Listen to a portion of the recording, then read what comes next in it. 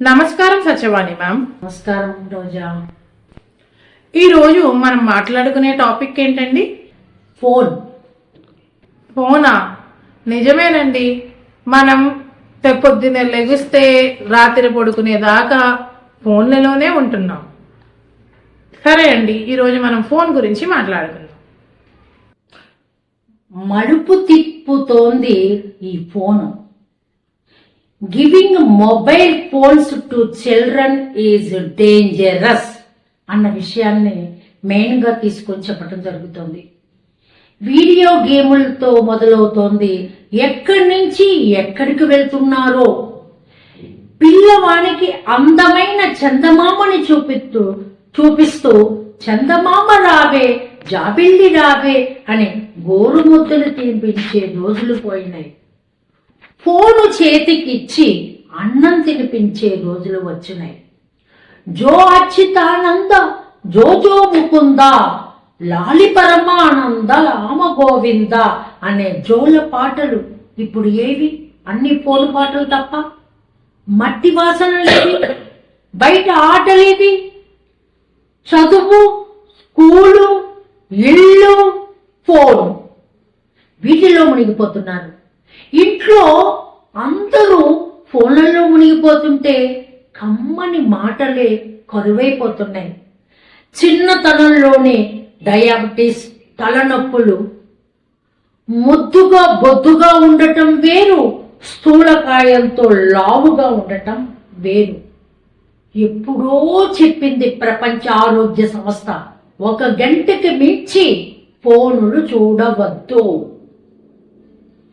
మరి ఆరోగ్య సంస్థ WHO, వరల్డ్ హెల్త్ ఆర్గనైజేషన్ చెప్పింది ఎవరన్నా వింటున్నారా?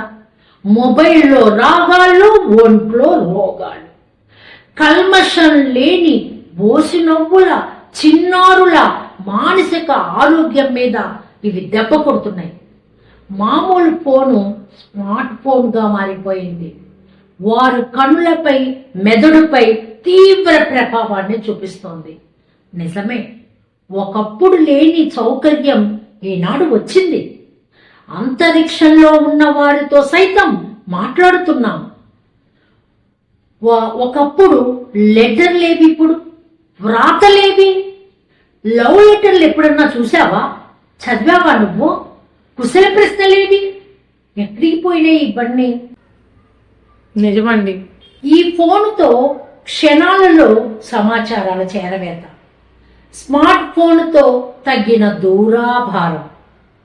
ల్యాండ్ ఫోన్లు పోయినాయి, సెల్ ఫోన్లు వచ్చినాయి. సెల్ ఫోన్ల ప్లేసుల్లో స్మార్ట్ ఫోన్లు వచ్చి చేరాయి. కోట్ల సంఖ్యలో ఫోన్లు వాడేవారి సంఖ్య పెరిగిపోయింది.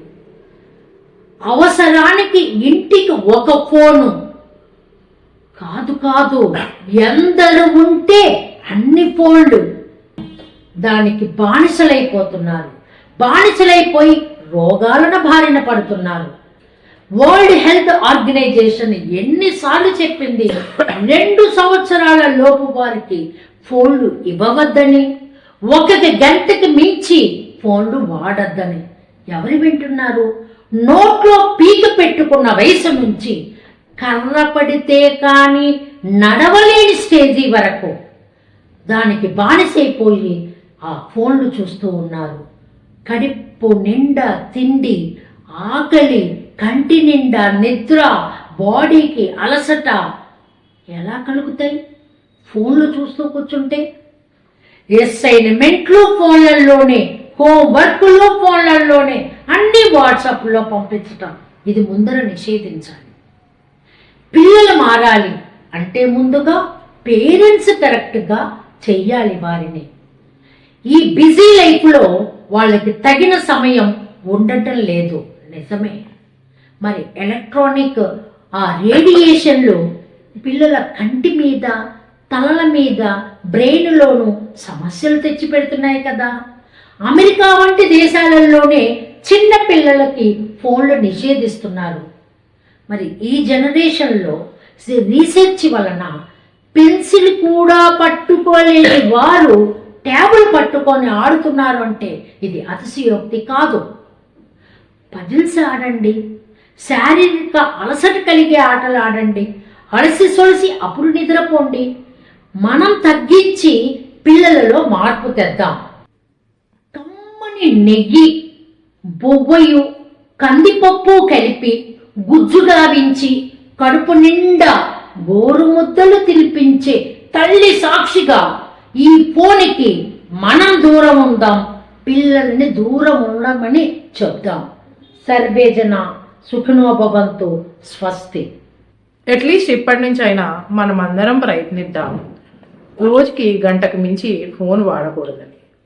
అలాగే మన పిల్లలకి ఫోన్లు ఇచ్చేటప్పుడు నియంత్రణ పాటిద్దాం. ధన్యవాదాలు సత్యవాణి మ్యామ్.